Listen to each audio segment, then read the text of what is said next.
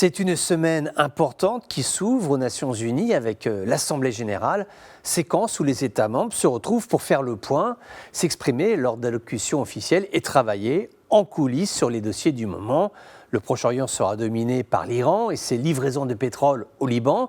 Ce week-end, le Trésor américain a confirmé l'existence d'un projet de nouvelles sanctions économiques contre Téhéran. L'Iran qui obtient la suppression des visas avec l'Irak, l'Iran partenaire privilégié du 4e corps d'armée des forces de Damas, qui est commandé par le frère de Bachar el-Assad.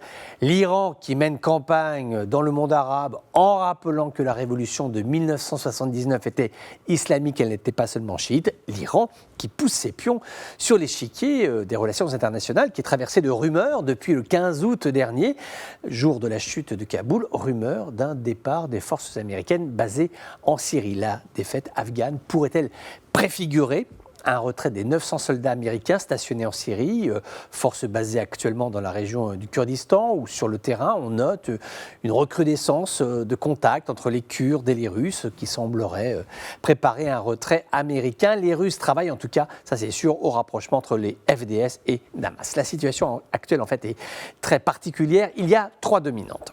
L'Iran, nous venons d'en parler, un retrait américain en bonne intelligence avec les Russes parce que les deux pays, surtout les deux chefs d'État, Poutine et Biden, ont l'un et l'autre besoin d'un Proche-Orient stable. Les Américains pour pouvoir se concentrer sur la zone Asie et puis les Russes pour pouvoir développer leur soft power. Et puis le troisième dossier, c'est la Syrie. Il y aura soit le 26, soit le 27 septembre un discours du ministre des Affaires étrangères syrien. Il sera intéressant de voir comment Damas va se positionner par rapport à la Jordanie, qui est très tonique en ce moment. Il y a les initiatives du souverain jordanien qui développe actuellement une feuille de route pour essayer de sortir du conflit syrien.